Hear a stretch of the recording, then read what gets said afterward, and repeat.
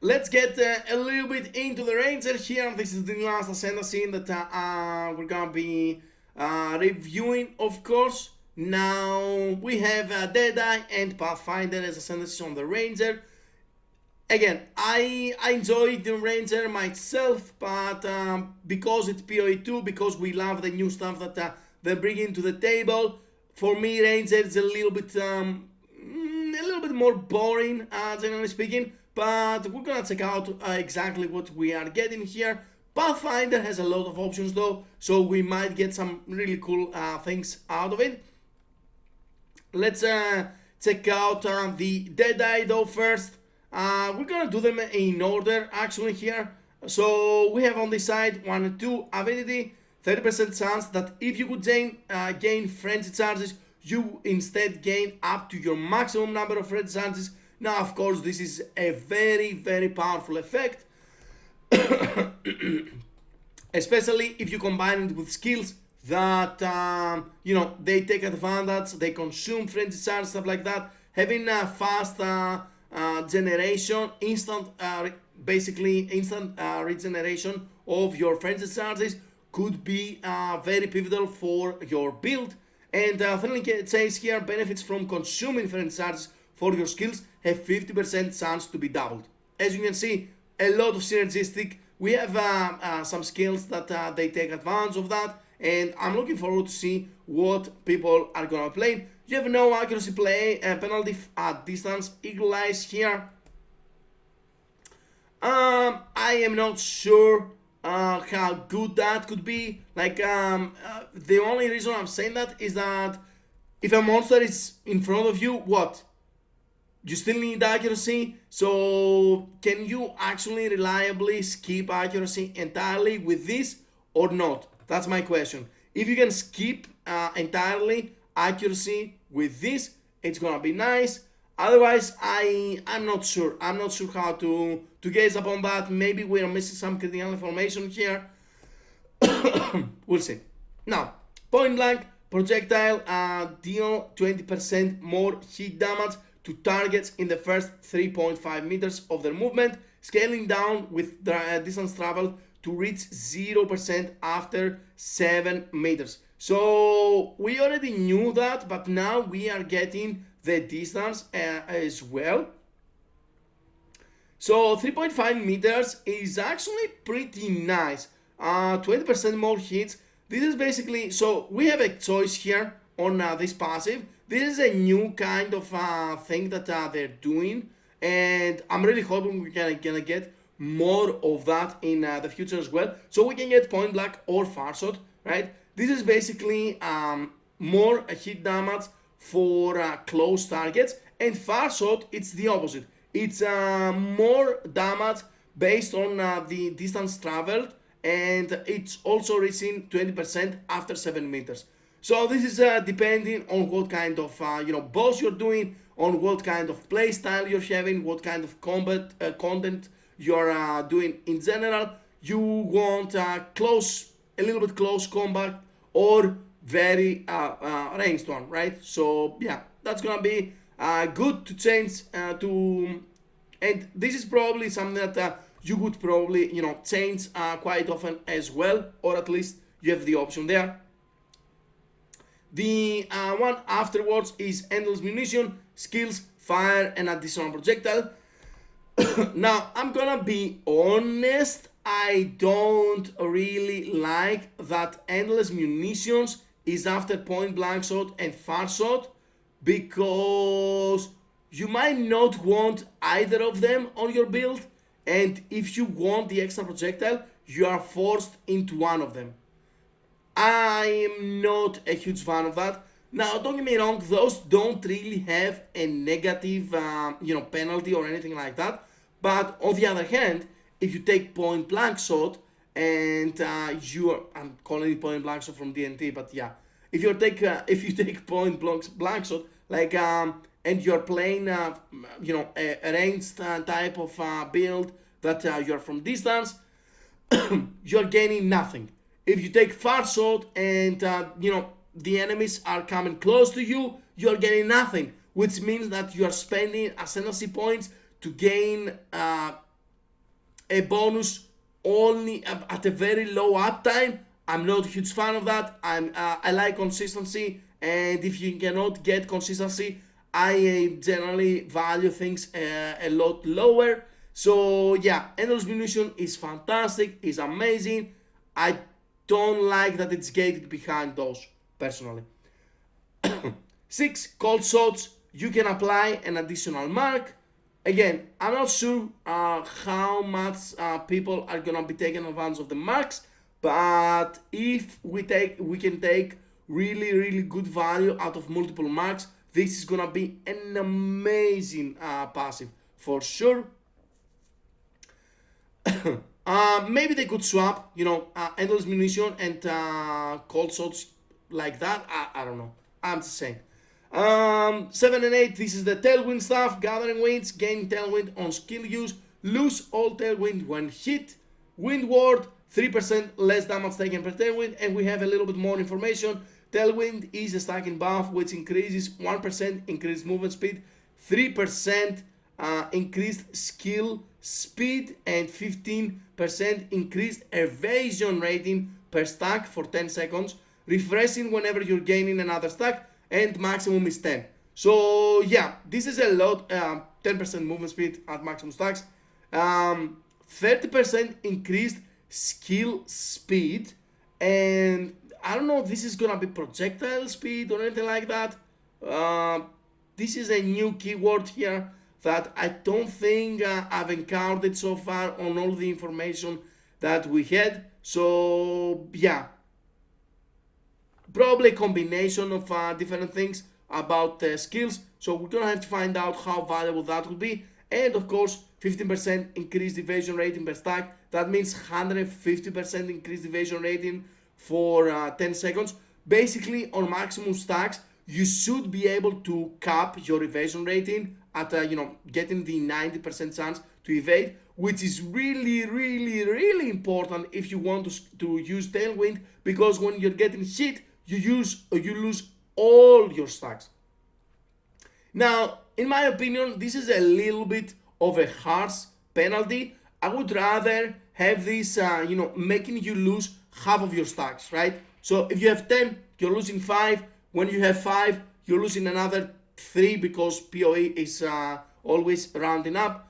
Like something like that. I feel like this could be a little bit more fair and making this buff a little bit more valuable. Because the 3% less damage taken per tailwind, this is 30% less damage, is a very nice mitigation layer for a class that really does need it.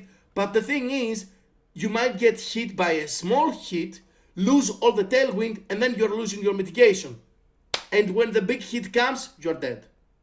So yeah, I'm not a huge fan of the new tailwind. I'm not a huge fan of the Deadeye in general.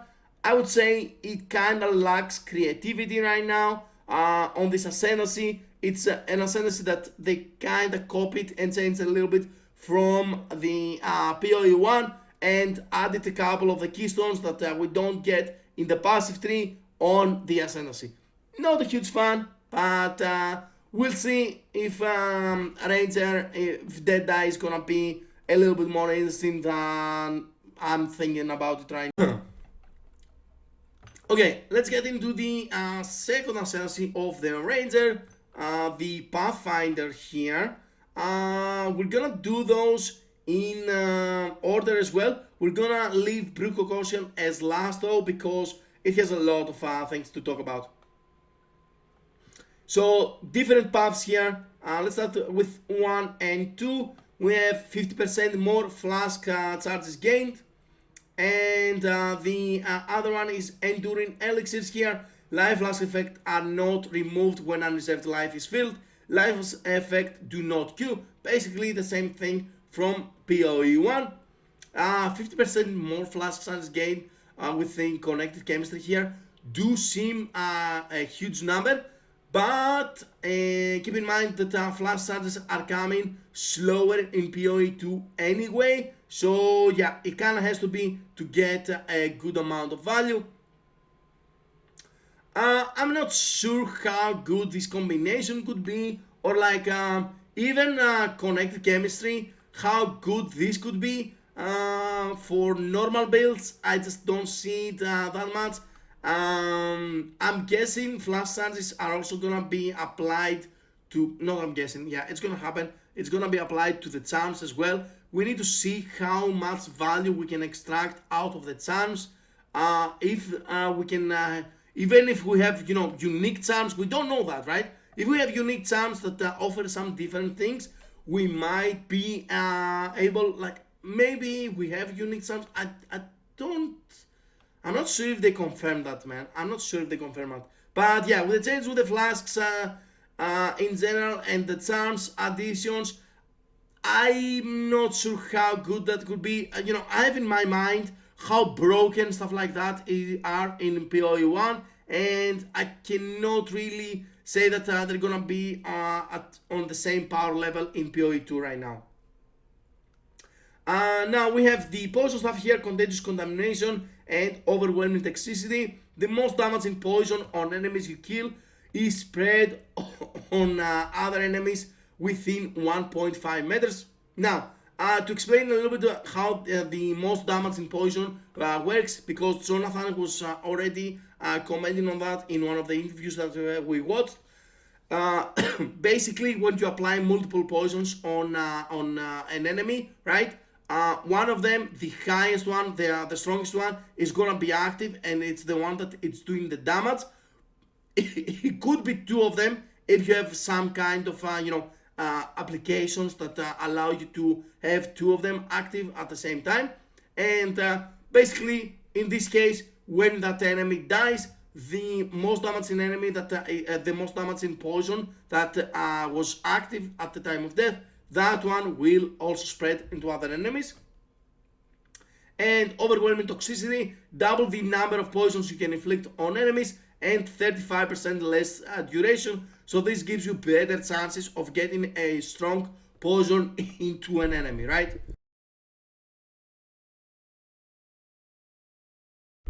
Again, ailments in PoE 2, they're working very, very differently than in PoE 1. Like poisons are gonna be basically something like ignites in PoE 2. Like right now, you need it feels like you need good hits to have better poison. It's not like in PoE 1 that you are stacking poisons with any skill and you just scale the poison damage and the chaos damage and everything like that. It's a little bit different how it works. We don't have all the full details about that, so I'm looking forward to discover how the poisons work and if they're gonna be as strong as they are in PoE 1 for a long time. We're gonna talk about preconcussion at the end. Devil's Wisdom here grants 5 passive skill points. I mean, this is a very valuable note in itself, especially if at some point down the line we also get cluster jewels. The more points that you're getting, the better value you're getting out of your cluster jewels. Run Assault here, 30% less movement speed penalty when using skills while moving. And Relentless Pursuit, your speed is unaffected by slows. I am not sure how much value you can expect from a passive like that. I don't think this is a very strong one for an Ascendancy passive, but maybe I'm wrong here. I don't know. I just don't like it personally as an Ascendancy passive, and especially as one that it's also gating another one behind, because I've talked about this. Like we don't have we don't have ailment immunity stuff right now in PoE 2. Hopefully we're gonna get them in later down the line. We don't know though. But Relentless Pursuit, because of that reason, actually can get quite a bit of value. Your speed is not affected by slows, but since it's also gated behind Running Assault, I just don't see how valuable this kind of investment on Ascendancy passives could be. Now, let's go into something more interesting, which is also probably the most interesting thing about the Pathfinder in general, and what could actually prompt me to play Pathfinder myself as well, is the brew concoction, which have 5 different options here, which is pretty damn insane. I really like stuff like that. hoping that they're gonna get more of that. So those are basically like the concoctions that we have in PoE 1, a lot more expanded, and those are attacks. I'm hoping we don't need unarmed as we need in PoE 1, because that's kind of silly. Consume charges from your mana flask to throw, poison concoction. Consume charges from your mana flask to throw a bottle that explodes, dealing unarmed chaos attack. God damn it. God damn it. It's still unarmed. Okay, I just don't get it. Whatever. I don't know, dude, why they choose to keep those attacks as unarmed. I mean, there could be attacks that don't really take advantage of your attack damage from the weapon, but still have a weapon as a stat stick. But being unarmed, I'm not a huge fan losing a slot like that. Even PoE 2, that you're not losing, the gem slot out of that, it's still not good in my opinion. It is what it is. Okay, dealing unarmed chaos damage in an area, poison inflicted by this skill has more effect. We don't know how much more effect, but it's gonna be very good nonetheless. Fulminating concoction consumes charges from your mana flask to throw a bottle that explodes, dealing unarmed lightning attack damage in an area and inflicting lightning exposure. Now this is definitely a very strong one. So far we have mana flask charges being expanded here, from everything. We'll see how much sustainable are those gonna be, because this is one of my fears. You cannot say, oh, you know what, I cannot sustain my mana flask charge right now, let's add the second mana flask. It's not possible in PoE 2, right? Like it was with the poison concoction, with the life flasks early on, right now. But yeah, it's whatever. We'll see, man, we'll see. Satanic concoction, consume charge from your mana flask to throw a bottle that explodes, dealing unarmed cold attack damage in an area and inflicting cold exposure.